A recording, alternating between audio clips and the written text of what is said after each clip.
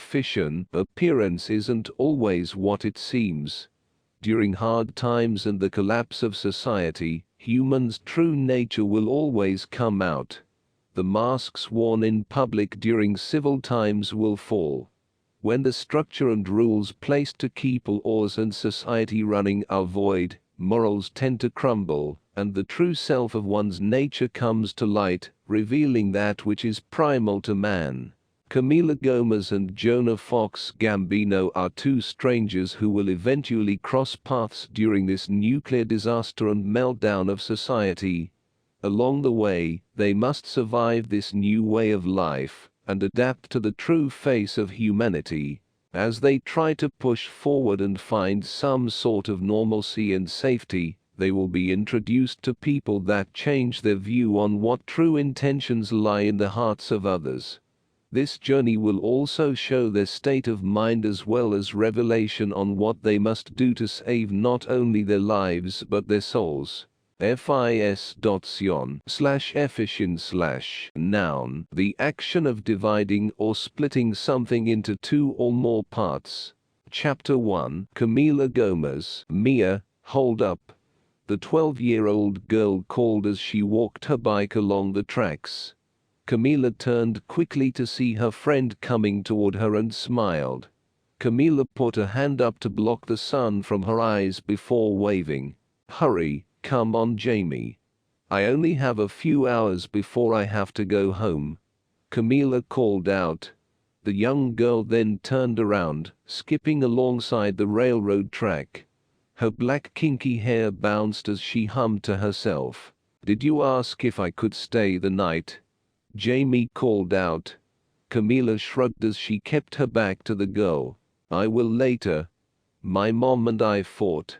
Camila sighed deeply, thinking back to the words her mother had screamed at her earlier that day. You two are always fighting, Jamie replied. Camila wanted to ignore the statement as she walked forwards. The young girl tried to focus on the sights before her. Camila could also hear Jamie's bike tires on the gravel behind her as she walked forward. I know. She wants me to do better in school. She says I am smart and that I need to apply myself and stop being lazy. Camila continued to talk as she walked forward. Her words trailed off as she paused when she didn't hear the sound of crunching rocks anymore. Hey look, I think there is something here under the rails. Jamie got off her bike and bent down to take a closer look at the shiny object. Meanwhile, Camila kept walking, oblivious to the fact her friend had stopped and was now bent down on the tracks. It was such a beautiful fall day. The afternoon sun was bright, and the weather was clear and warm. Camila closed her eyes as she looked upward to soak in the sun. A few minutes later, Camila turned, squinting in Jamie's direction due to the sunlight in her eyes. To her horror, Jamie was in the path of the oncoming train. Camila did her best to yell out to her friend, but it was in vain. The train struck her friend, sending her bike flying in the air. The bike landed along the tree line with its wheel bent but still spinning. Camila watched the bike tire spin and spin as she stood speechless as the train barreled past her. Suddenly, with a jolt, Camila woke up in her hotel room bed. The 29-year-old gasped for air as the nightmare startled her awake. It was a nightmare she had often. Most days she could push the memoirs of that day to the back of her mind, but some nights the horror of that day replayed over and over. Camila felt guilt about the death of her best friend, even though it wasn't her fault. They were kids playing, and the train did not make a sound when it approached them. Even though everyone told her numerous times that the accident was not her fault, Camila still felt guilty. If only she would have walked slower and stopped to see what her friend was doing, then maybe her friend would still be alive. The two girls often were seen out and about in the neighborhood playing and riding their bikes. They were thick as thieves up until Jamie's death. The neighborhood was a safe and close-knit community, so Camila's mother didn't mind her daughter going to meet her friend. The two girls met in elementary school but were separated when Camila was sent to a private school for her remaining school years. This was often the result of the mother and daughter's arguments. It was due to the fact Camila wanted to go back to public school with her friends and pursue music, while her mother wanted her to study business and fashion so she could learn the family trait. The girls never did grow apart and kept their friendship even though Camila was sent to another school. Jamie's death was even more heartbreaking for Camila, and she had trouble forming friendships after that. No one could replace the bond of the best friend she had with Jamie.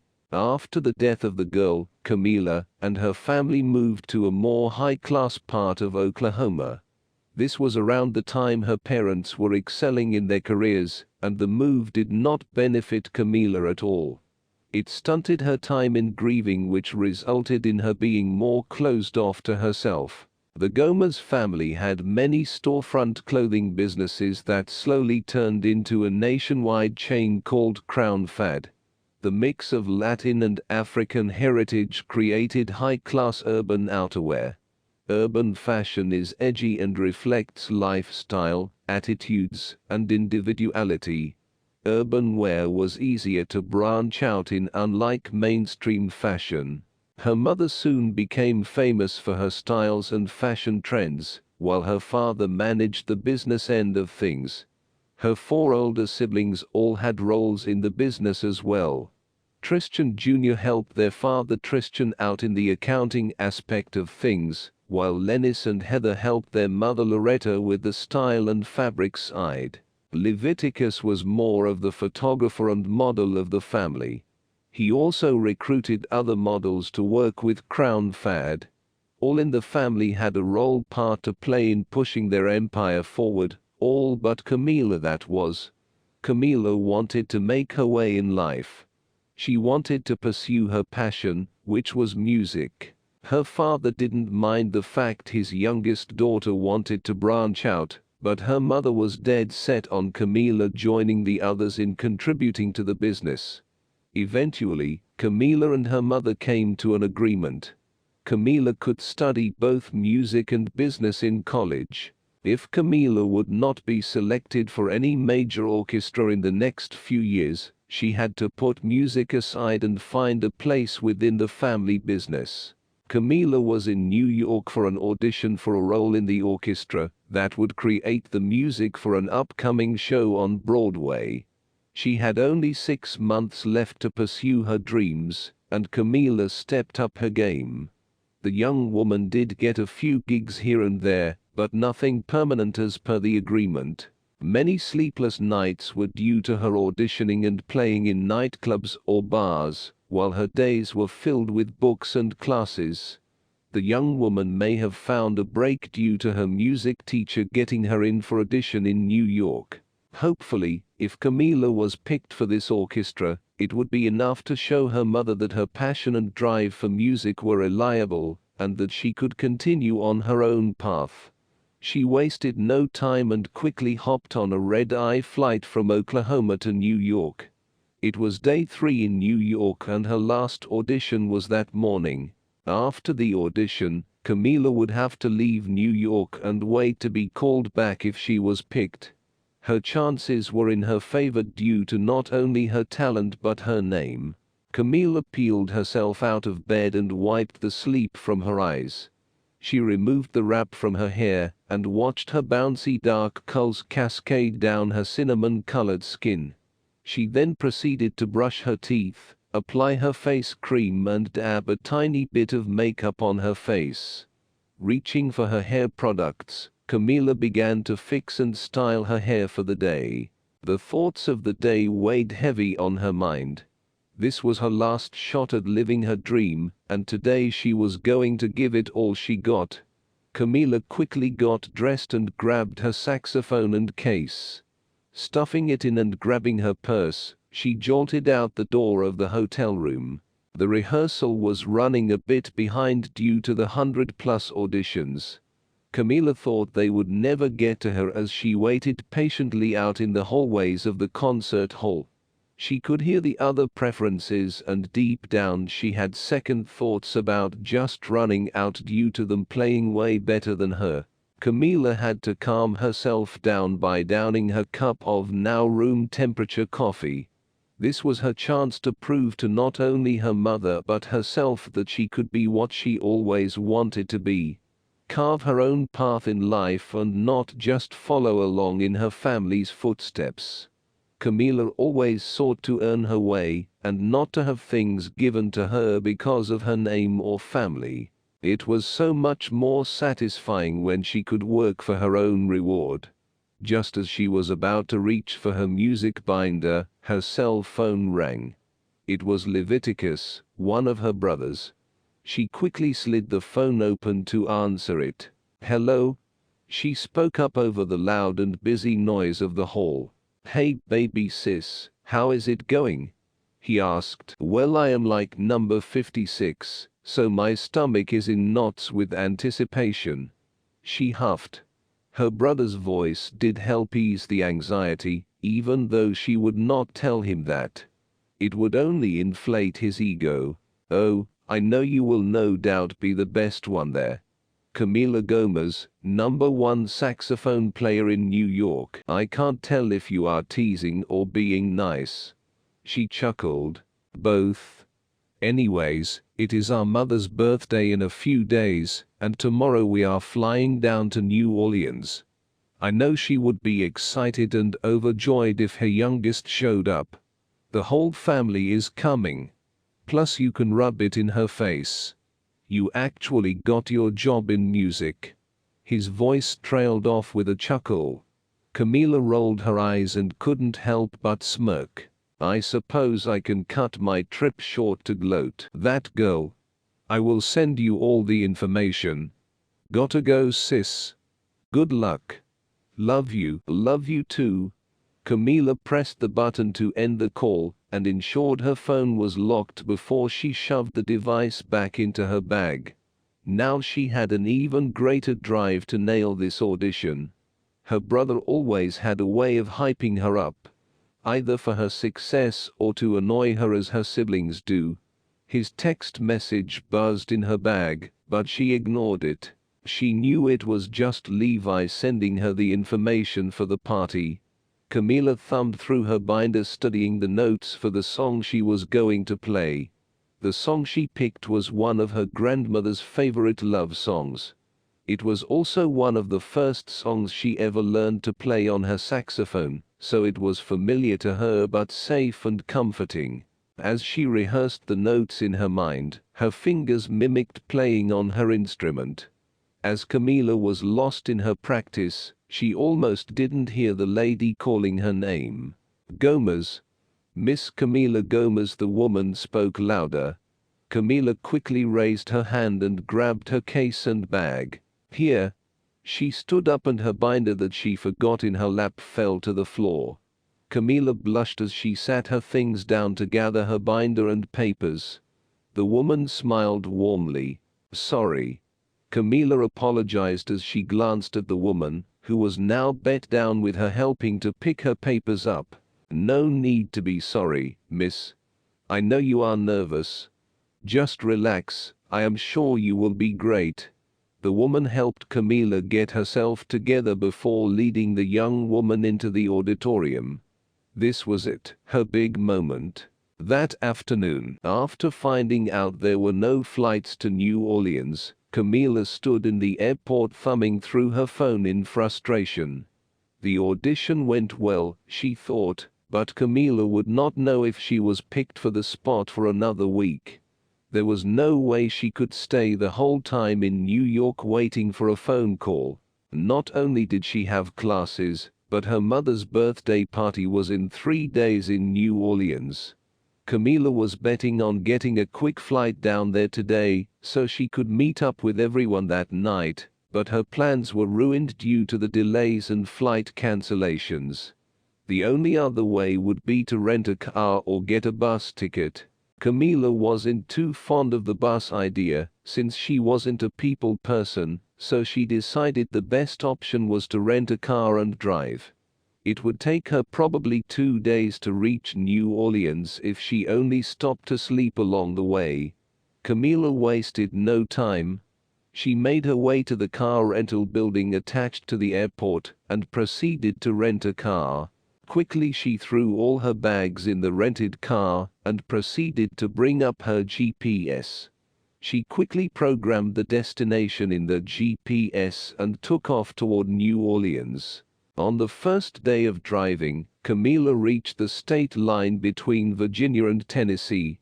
She was exhausted from the day's audition and driving, and could not possibly drive any longer, so she pulled into a hotel and got a room for the night. As soon as her head hit the pillow, Camila was out for the night. Morning came early as she was awakened by her phone ringing. It was Levi calling to see where she was. "Hello?" Her groggy voice let Levi know that she was only half awake. "Where are you? I thought you were getting a flight yesterday." "I tried, but they were all either delayed or cancelled. I had to rent a car," she explained. "Would have been nice to know that." He huffed. "Oh, stop whining. I have been driving non-stop and need to crash. I was so worried about making it there that it slipped my mind to tell you." She sat up in bed and sat, trying to wake up. "Well, I wasn't supposed to spoil this, but your boyfriend came along. So when you do get here, act surprised." "When are you coming, by the way?" he asked. Camila perked up in bed when she heard that her boyfriend, Jai, was in New Orleans with her family. It was a miracle since her dad hated him. They attend the same college together, and Jacob was studying to be a music manager. On the weekends he was a DJ for local clubs for extra cash, and sometimes brought Camila along with him. The two had a lot in common, especially the whole family drama aspect. His parents were from India, and they pushed him to become a doctor. It was so cliché and Jai hated it. Camila and Jai soon became a couple after a few dates, and had been dating for almost 4 months now. Her siblings liked Jai, but of course, her father didn't. No one would be good enough for his daughter. Her mother also didn't like the fact Jai supported her music career and pushed her to not follow fashion. They only tolerated Jai, hoping he was just a phase she was going through. Email liked Jai, but deep down dating him was a way to get back at her parents. "I will try to be there tonight, if not then definitely tomorrow," she explained as she could hear her other siblings in the back trying to talk on the phone with Levi. "Just hurry," Levi finally was able to say before turning to fuss at the others. Camila just shook her head as she stared blankly at the ugly painting that hung in the room. She hung up the phone and tossed it on the bed next to her. After a few yawns, stretches, and eye rubs, Camila slowly rose from the bed and began to get ready for the day. It was going to be a long drive. Chapter 2. The day started quickly as the young woman loaded up her car after checking out in front of the hotel. Camila started up the car and continued her journey toward New Orleans. Camila had a 10.5-hour drive left to go to reach her destination, and she wasn't going to waste any time. There would be no way she would make it there that day, but she was going to make it as far as she could. The drive was way too long for her to even try, so Camila texted Levi. She let him know she would be there tomorrow afternoon. After texting Levi, she decided to give her boyfriend a call. It would be interesting if Jai was going to let her know if he was in New Orleans with her family, or if he would make up a story. She pressed his name on her phone and listened to the car's Bluetooth speaker ring as she exited the hotel parking lot. On the third ring, Jai picked up. The hesitancy in his voice made her smile a bit. "Morning." He spoke as he answered the phone. "Morning. I haven't heard from you in a while." "I've been busy, sorry." "How was your audition?" he asked. "It went well. I think I will be able to get a seat in the orchestra." "Wow, That is awesome. I am glad you are achieving your dreams, babe. What about you? What are you up to? Any more DJ jobs? She smirked, knowing he was really with her family. Well, about that. I wanted to surprise you, but I am sure your brother already told you. Yes, he did. She chuckled. Also, I have something to talk to you about. The tone in his voice dropped to a serious, almost upset tone. Is it good news or bad? She asked as her smile faded. It is hard to explain, and I want to discuss it face to face. You know I don't like this. Not knowing. I know, but it is something serious about us and our future. You're not proposing, are you? Jai let out a laugh. Oh no. It is just about us. You're probably moving to New York, and you know I have been looking for a leg up in my DJ business. So. Does that mean you are breaking up with me? She spoke bluntly. Camila, can we talk about this face to face? He sighed deeply. I would like to know if you are dumping me while we are celebrating my mother's birthday, Jai.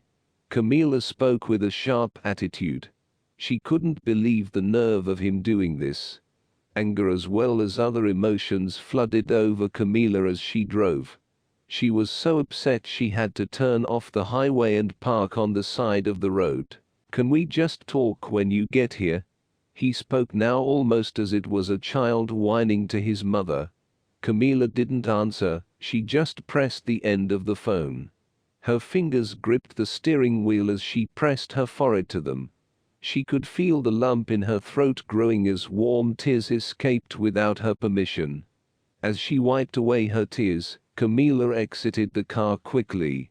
She needed to get some fresh air to calm herself down before driving on. This trip was turning into a nightmare. What was supposed to be a joyous occasion was now going to be awkward. Camila paced a moment in front of the car before deciding to get back inside the car. She could not afford to waste time being upset. Camila needed to get as much time driving in, if she was ever going to make it her mother's birthday. The drive from Tennessee to the border of Louisiana was rough. Her crying turned to anger as Camila gripped the steering wheel the whole drive.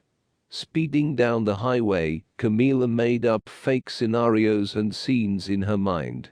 She even fought with herself out loud, speaking both sides of the argument. It was silly and ridiculous on the outside, but inside Camila was a raging tempest of emotions. She was so distracted the young woman almost ran the red light in front of her. Quickly slamming the brakes, Camila avoided running the red light that would have caused an accident. She was dead tired, not just from the driving but from the anger she projected throughout the whole drive. As she sat there waiting for the light to turn, she glanced at the sign along the road. New Orleans was only an hour away. The quicker she got there, the quicker she could confront Jai and settle her anger. Camila's eyes glanced up at the sky a moment. The hues of pink and purple clouds swirled in the blue sky, causing it to be a beautiful pastel color due to the setting sun. Camila noticed the clouds parting quickly as a large object sped toward the direction she was driving. Camila watched the object fly out of sight. Soon a bright light and a huge plume of smoke billowed up from the direction of New Orleans. Her phone cut off and on again with an emergency broadcast. Emergency. New Orleans has been hit with a nuke.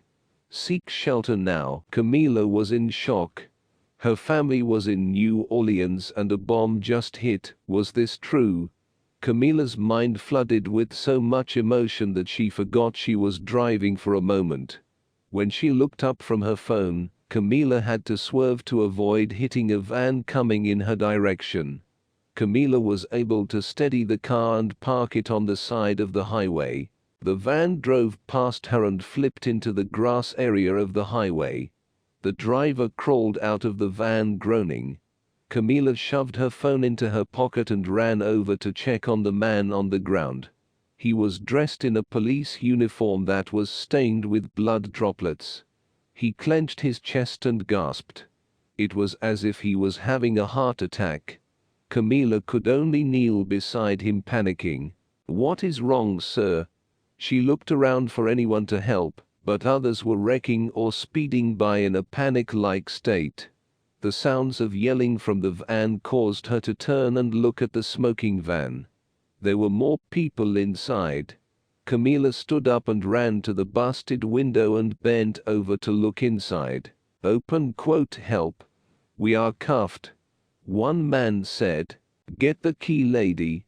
Another hollered. "Where are the keys?" Camila yelled back. "On the guard." The one man motioned for Camila to go back to the man on the ground. Cam stood up and ran back to the guard. He was now passed out or dead, Cam could not tell. She did not have time to figure it out. She needed to get those men out of the van before they caught fire. She quickly reached into the pockets of the man and grabbed the keys. Without delay, Camila ran back toward the van. She was able to slide the van's door open and wedge her way inside. She then quickly began to use the keys to unlock all the shackles on the men. She was able to free 2 out of the 4 inside. The first man took off running down the road, but the second man that was freed stayed to help Camila.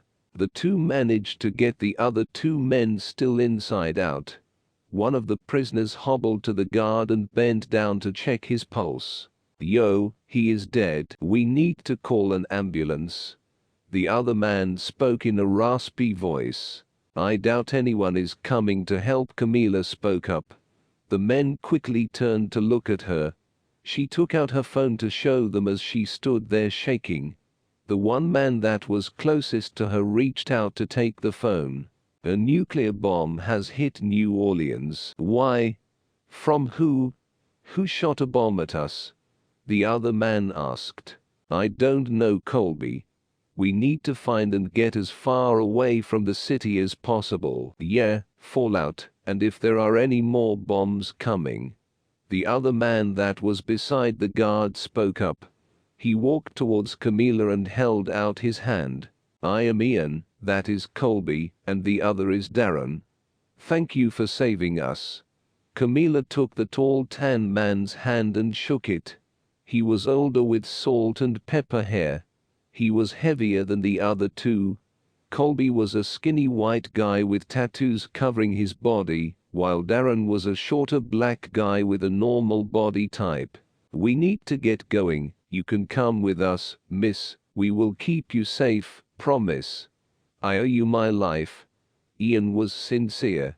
Camila was a bit skeptical, but he was right. They needed to get to safety. Colby lifted his finger to see where the wind was blowing. "We need to head northwest."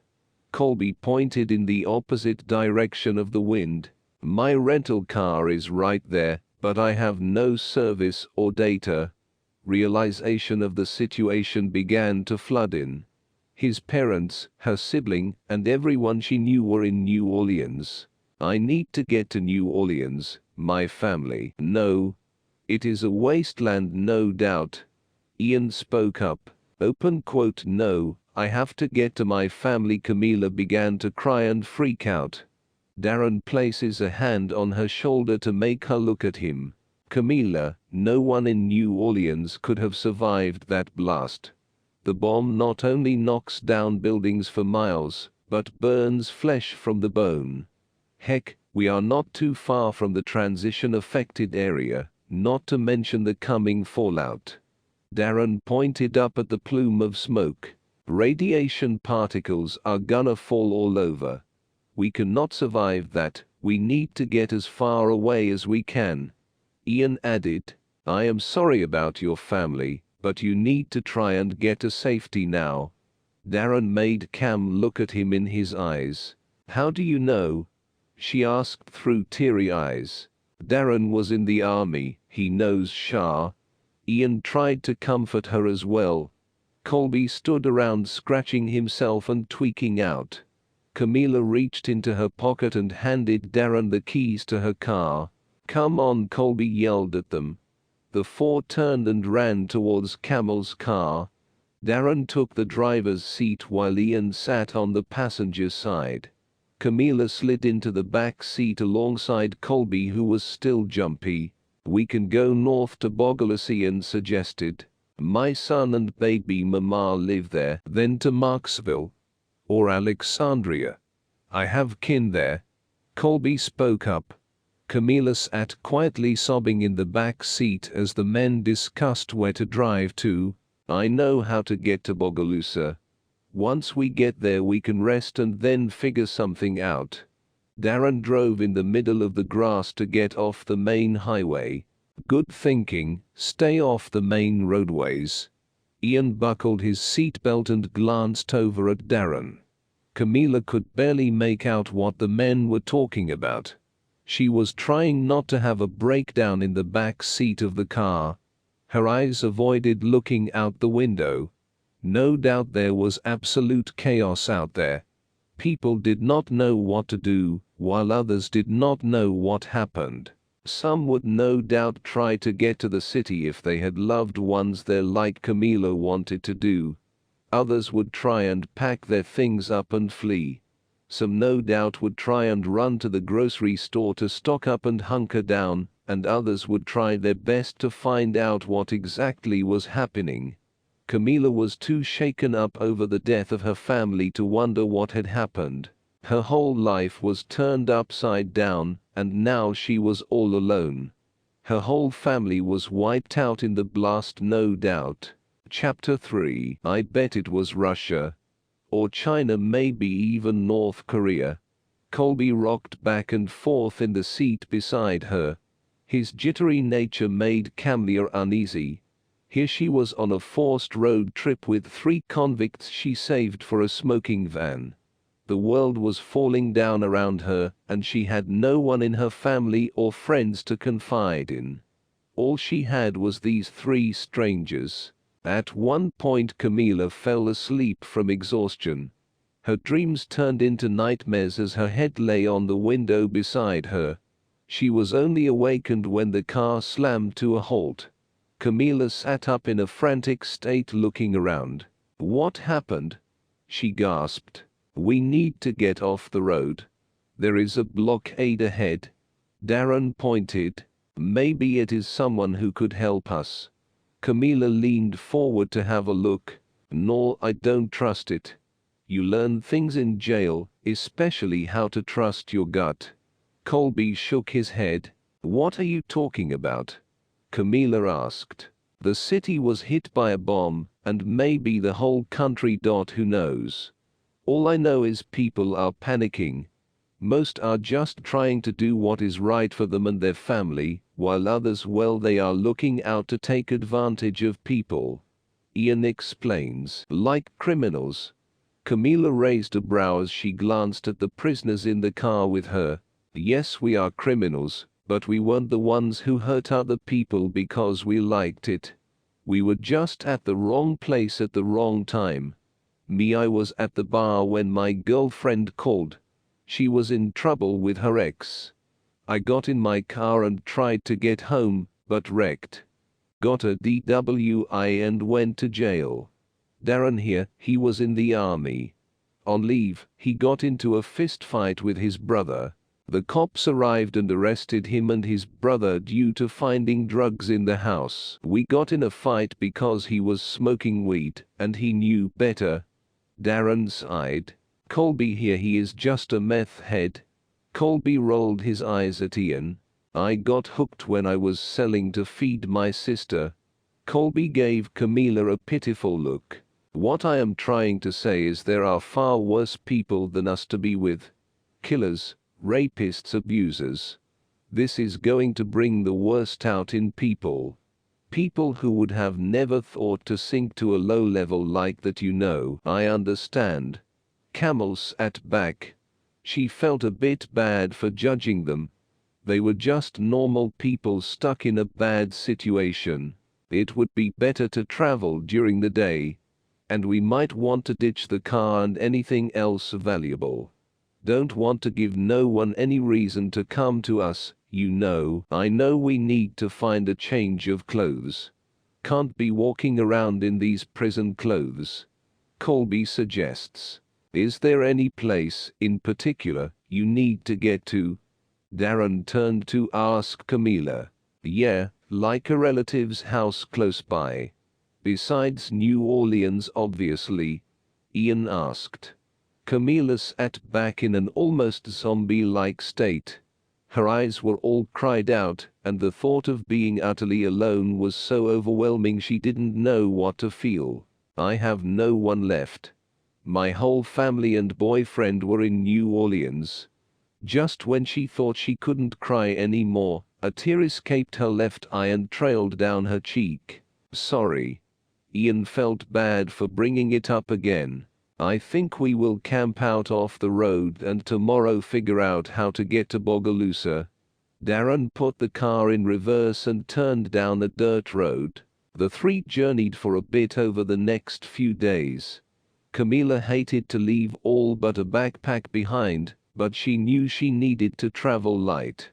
Only essentials were needed and a saxophone was not essential. By the third day, Colby and Ian got into a fight. It was so bad that Ian almost knocked the skinny man out. This caused division, which then in return caused Colby to split from the group. He wanted to go on toward Alexandra, which was east of where they were headed. The four were now a trio. The next they arrived at Ian's baby's mother's home. However, no one was there. The place was ransacked. Camila related to the way Ian ran throughout the rooms looking for his child. When he did find them dead in the backyard, the scream he let out made her blood run cold. Darren did his best to console his friend, but it was no use. That night Ian hung himself. So much tragedy, Camila couldn't understand how she was still sane. When the morning came, she and Darren buried the bodies in the backyard silently. It wasn't until that afternoon did they exchange words. I was thinking that we should gather what little supplies we can and head north, Darren suggested. The farther we are away from major cities or towns, the better chance we have of survival. Camila nodded in agreement. Even though she really didn't know what to do, she knew him being an army guy and being trained for these types of situations, Darren would be knowledgeable more than the average citizen. Plus he was all she had tight now for protection. She was a city girl. She didn't know how to hunt or fish, less alone how to fight and survive. Can you teach me? Camila asked. Teach you? Darren was a bit confused. How to survive this. Chapter 4. A few weeks later, Camila and Darren made their way through much of the back roads of Louisiana on foot. The journey was a rough one, to say the least. Avoiding the panicked public was a chore, but it was a necessary demand spoken by her companion. The fact Camila wanted to know exactly what took place that fateful day, and the urge to ask others what news they had heard was strong but ill-advised. Darren knew firsthand what people could do when pushed to the limits of basic survival mode. He often told her the horror stories from his days locked up in jail, as well as the days spent in the service. The tales he spoke of mixed with the first-hand accounts Camila herself witnessed while on their journey, morphed this once carefree woman into a cautious one. She could honestly say her whole world was burned up in that bomb, and what formed from the ashes was a whole new being. Camila knew for certain that if it wasn't for Darren helping her, she would be a victim like the many they had passed up along the barren roads. Those dead bodies were laid out for the world to see how the world spiraled down into a horror show in just a matter of seconds. Some died from exposure to the radiation, others from self-inflicted wounds, and others were killed for items they carried. A simple bottle of water was more precious than gold, and food was better than diamonds. This once rich country based on consumer products of luxury was instantly plunged into the dark ages. The two survivors did not know if this was the apocalyptic state of the whole country or just the state of Louisiana. Darren only assumed it was the whole USA, due to no one coming to the aid of the citizens of the state. They would have at least been some National Guardsmen or other military help seen on their journey, but there was none. His guess was that the whole country was struck and left in ashes. Camila at first had higher hopes. She believed someone would come to help them, but as the days passed, her hopes were smudged out slowly. The sun was setting and the two knew they needed to seek shelter. It was dangerous in the daytime, and that danger doubled at night. Darren glanced over at Camila, who was making strange motions with her hands. Her fingers wiggled back and forth in front of her, mimicking what he could only guess was an invisible instrument. "What is that?" he asked. "Saxophone.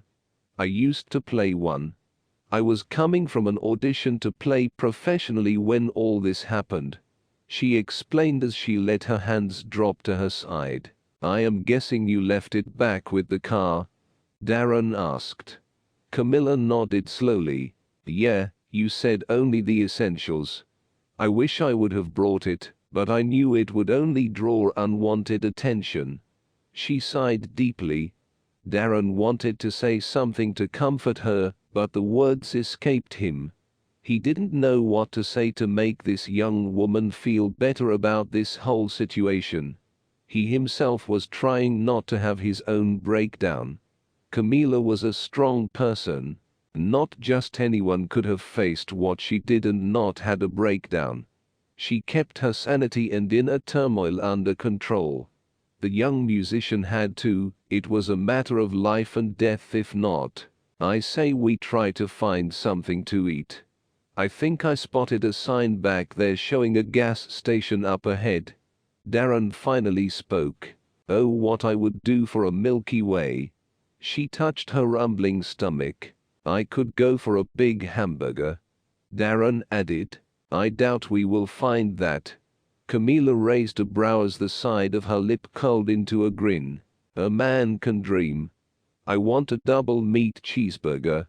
All the fixings. With fries and a huge Sprite. And a side of pecan pie." "Now you are asking too much," Camila teased. The two continued to talk about the different foods that they missed and wished to once more partake in.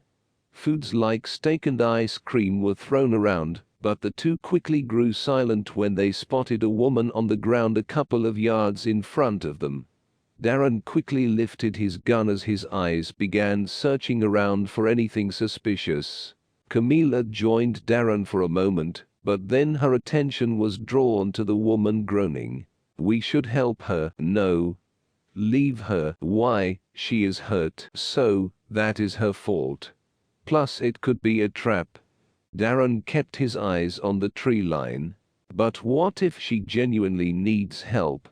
Camila ignored all the past few weeks and training Darren taught her. Her human nature and compassion overruled her thinking as she went to reach down to touch the woman. As soon as her hand touched the woman's shoulder, the woman leapt up with a knife and knocked over Camila. Camila's scream alerted Darren, and he sprung into action. He sprinted towards the two who were on the ground now. The knife was inches away from Camila's throat, while the wild woman was pinning her down. Darren tackled the woman to the ground. The two rolled down the side of the road fighting with each other. Camila panicked when she couldn't see the two any longer. The young woman hopped to her feet and quickly ran down the tall grass that led away from the road. "Darren!" she called out as she followed the trail of smashed grass and blood. She finally caught a glimpse of Darren and the woman both laying face down on the ground, and her heart dropped. "Darren!" She ran to his side and slowly rolled him over. To her horror, the knife the woman had at her throat was now lodged deep into Darren. This was all her fault, she thought. Camila glanced over to the motionless woman's body and grimaced. There was no movement and Camila finally figured out why. The woman's head was turned the wrong way around. It must have happened when they tumbled down the slope that ran alongside the highway. If only she would have listened to what he told her to do and leave the woman alone, Darren would not be lying here with a knife sticking out of his side. Camila went to yank the knife out, but Darren stopped her. "No, I will just bleed out faster." He huffed. "Help me up. We need to get to that gas station for cover," he commanded. Camille wrapped one of his arms around her shoulders and did her best to help him up without further hurting him. It was in vain. The scream he let out no doubt carried for miles. This was not good. If anyone heard, no doubt they would be coming to investigate.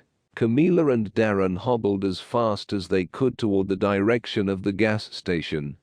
The drops of blood soon turned into a steady trail by the time they made it to the front door of the place. The older male could feel himself going numb, and he fought the urge to pass out. Once inside, Camila sat Darren down and did her best to look for a first aid kit. She had no clue how it was going to help though. She wasn't a nurse, and she didn't know anything about first aid, other than pulling a splinter out of bandaging up a small cut. This wound needed serious medical intervention, but still, she searched on. All that she ended up finding was a small pack of towels in the break room of the gas station. The place had been ransacked already, and there was barely any food left on the shelves, less medical supplies. Camila, however, was determined to help Darren and to try to fix her mistakes. She ran back with the towels and slid to the ground on her knees. She quickly pressed the towels on his wounds and glanced up towards his face. Camila could see the pain etched on his dark features. Even though he tried to hide it from her, Camila knew he was dying. "I am so sorry, Darren." She fought hard to hold back tears and to stay strong. "It is all right. You were just trying to be humane, but Camila, this world is not the same. You can't trust just anyone. You have to listen to your reason and your gut. If something is too good to be true, it is." He winced in pain and looked down at the knife in his side. He could no longer feel his arm on that side, and he knew he was bleeding internally. "I wish I had more time to help you, to teach you, but I don't." "What are you saying, Camila? I know you are smart. You and I both know I am dying." "Stop." She glanced down at the floor, ashamed of herself and horrified that she caused this. Not only was this her fault, but now she was going to have to survive this world alone. Being alone scared her more than the thought of any other danger she would face out there. She sat quietly, using one of her hands to press a towel to his side. The other held his hand. Camila watched helplessly as Darren slowly slipped into unconsciousness. Chapter 5. Has it been weeks or maybe a month since Camila left that gas station? She didn't know anymore. The days and the hours seemed to all blur together. All she knew was the endless walking. Her weight as well as her sense of time had been seeming to slowly disappear. The small amount of food she had rationed from the gas station ran out what seemed like an eternity ago. At this point, the young woman was just surviving on the pure will to live, even though she didn't know why. Her family was gone along with her boyfriend. All perished in the explosion, as well as a whole city and what seemed like the world. Her career and saxophone, all vanished. Darren, the guy helping her survive this apocalypse, was also gone. Camila often thought about just lying down on the road as that old woman had done, but instead of baiting strangers, she would just give up and die. An overgrown green signs up ahead read in white letters, "Lake Charles 100 miles. Camila had stayed off the roads and avoided moving cars, homes, and other places where people were gathered. Most of the places, once no doubt a bustling town, were now vacant. Places were in shambles and picked clean while others were overgrown or barricaded. The bomb may have dropped miles away, but its effects were made known far and wide. How far, Camila didn't know.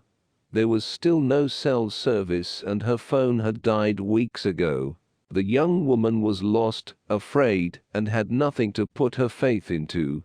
That night the air was thick and humid as Camila made her way through the moonlight night. A few nights ago she almost ran into a large jungle cat. No doubt it had escaped from one of the local zoos.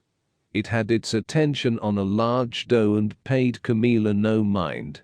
It wasn't enough that she had to worry about people and radiation, but now wild animals were on the loose, and Tony the freaking tiger was out here and not giving out frosted flakes. As she stumbled forward in the thick bush, avoiding the roadways as much as possible, Camila wandered into an opening. It looks like a half-cut cane field. A few feet in front of her an orange glow illuminated a group of people. Camila froze in terror and held her breath, silently praying they hadn't seen her. "Hey, you! Let me see those hands." The sound of an older woman rang out in the night. Camila raised her hands slowly as fear looped in her stomach. "Who are you? What do you want?" Another female voice spoke up. "My name is Camila. I am just passing by. I mean no harm." It was a weird saying, she thought to herself. Like it was plucked right out of an Old West movie. It felt like an Old West movie to her though. Dangerous pre-technology areas where it was an eye for an eye and lawlessness ran amok. The only thing missing was a cowboy hat and a petticoat, two she would never be caught dead wearing. She was her fashion mother's child after all. "Come over here and sit down." An older woman spoke up in a welcoming tone. Camila was hesitant, but she knew if she ran she would seem guilty. She pushed the flight response down deep in her belly aside and slowly made her way toward the fire. As she drew closer, Camila could make out the faces of each person. They were all women. One was an elder black lady, one was a middle-aged white lady, and the two younger girls around her age were both Hispanic. "Come sit by the fire with us." The older lady beckons Camila to sit by her. "Where did you come from? Do you have any news on what is going on?" the middle-aged woman asked. Camille shook her head no and sat quietly down beside the older woman. "Men did this," one of the younger girls spoke up. "No humans did," the elder replied. "We are all to blame." The middle-aged woman added, "Should have gone to the moon or Mars or something."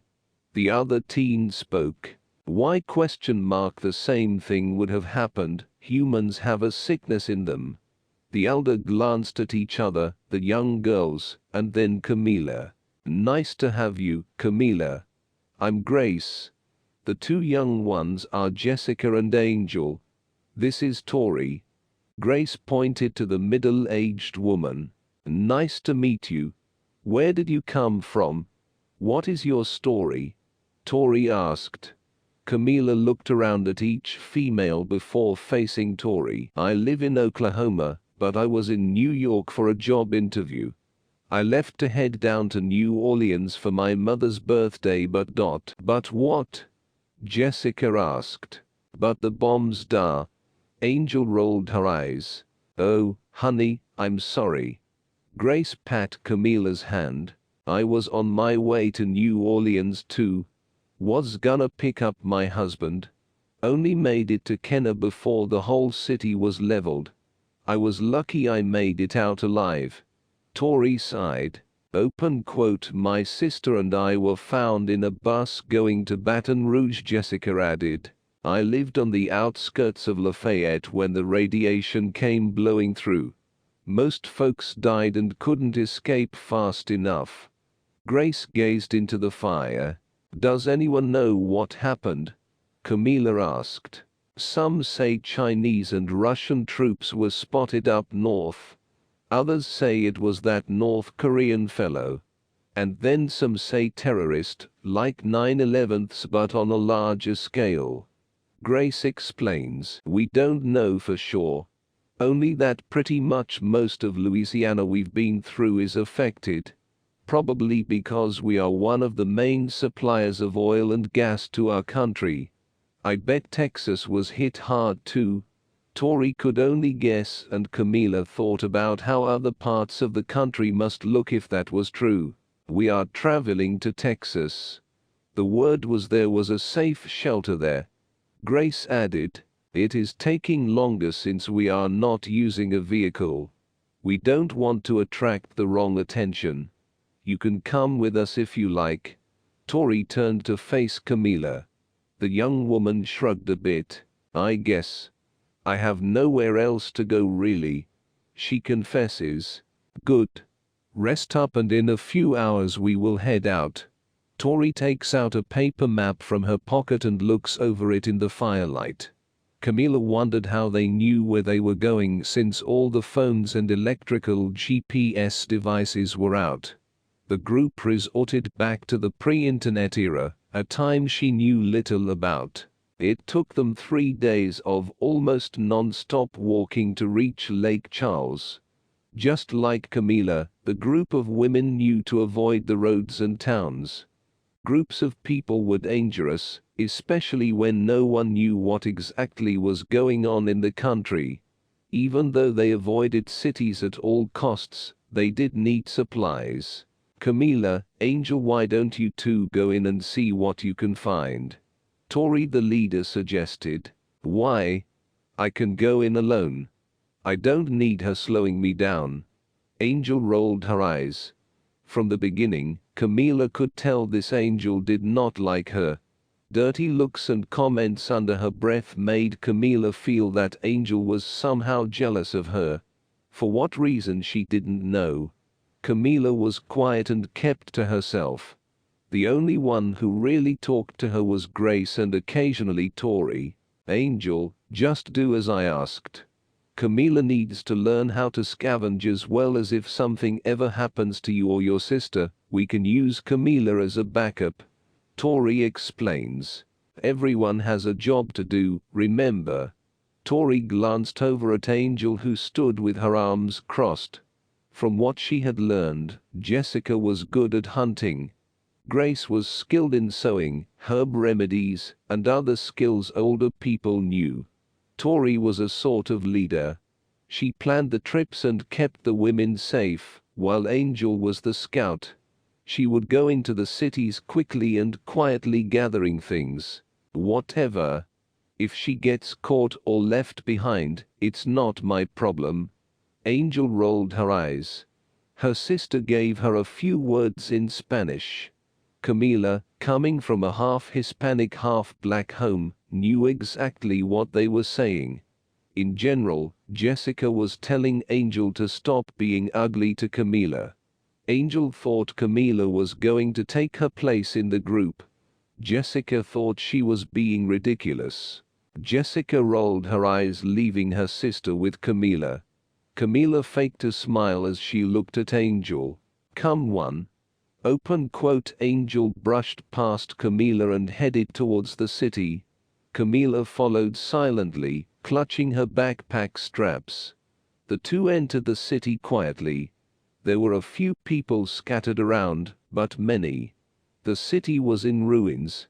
It looked like it had been through a few riots or bombings itself. The buildings were in shambles, and the streets were littered with paper and cars. It looked as if most people abandoned the city and fled in a hurry, leaving everything behind. Stay quiet and search everything. Cars, buildings, and even trash cans. Angel commanded in a harsh tone. Camila could not take her attitude any longer. Look, I am not here to take your place, okay? Camila barked. Angel whipped around and glared at her. Open quote. So you speak Spanish, huh? Angel asked, glaring at the slightly older female. Yes. And I don't appreciate you having an attitude with me. We are all just trying to survive together. I don't know you and you don't know me, so don't just assume I am here to cause issues. I am not." Angel walked closer to Camila and almost got in her face. She had those attitudes and ways about her like a mean girl high schooler who always wanted to fight. "I don't know what your problem is. We have bigger issues than stupid high school crap." Camila spoke between gritted teeth. Angel pushed her and started to curse her out in English and Spanish. Camila caught herself from stumbling over and pushed Angel back. She was not going to have the chick in her face like this. All Camila wanted to do was travel with the ladies. A safe place to be with others and not alone, but no. There had to be one little brat who thought she was entitled. It felt like high school all over again. Camila was not having it. Those days were over and there was no place in this world now for such low-priority childish mess. Angel tried to swing to hit Camila, but Camila dodged it and hit Angel in the face. The two started to scuffle in the middle of the street. Hair pulling and fists were flying. Somehow ended up on the ground rolling around. The two hit an abandoned car, and Angel was able to get on top of Camila. She pulled out a knife and began to stab her over and over. The pain was not immediate. Heck, Camila didn't know she was being stabbed until she felt the warm blood and saw the knife in Angel's hand. Camila was able to kick Angel off her with her last bit of energy. The pain now floods her whole body, seizing her up. She clutched her side and tried not to scream out. Angel stood up screaming more profanities before grabbing Camel's bag. She ransacked it and tossed what she didn't want behind her. She then saw the necklace on Camila's neck and quickly snatched it. "You are not coming with us." Angel kicked Camila in the side one more time before running back toward where the group was. The young female left Camila bleeding in the street to die. Why? 'Cause she was jealous. Camila thought to herself as she lay there in excruciating pain. This girl picked a fight with her over nothing pretty much, stabbed her, took her stuff, and left her for dead in the middle of a city. It was madness. This world has declined into a horror show, and Camila could not figure out why. Is this what Darren felt when he was dying? Many thoughts raced through her mind. A few memories from childhood when she used to play with her best friend before her first accident cycled a few times. Next, her music audition in New York played in her mind. The sounds of music and the excitement of possibly having a career there bubbled up. The scene then switched to the last time she spoke to her family. The words played in her mind like a dream. Camila could see the blackness out of the corner of her eyes closing in due to the blood loss. She was losing consciousness, and then what? Death. And then after death what? Was God real? Was she good enough to be with him and her family? Or would she be sent to that place the Christians talked about? The one called hell? Or was this hell and she would relive it over and over? She believed in God, but she never went to church and read her Bible, so she knew nothing about what she was supposed to do to get to heaven. Just as she was about to close her eyes and accept her fate, two men's faces came into focus. Miss Miss, are you okay?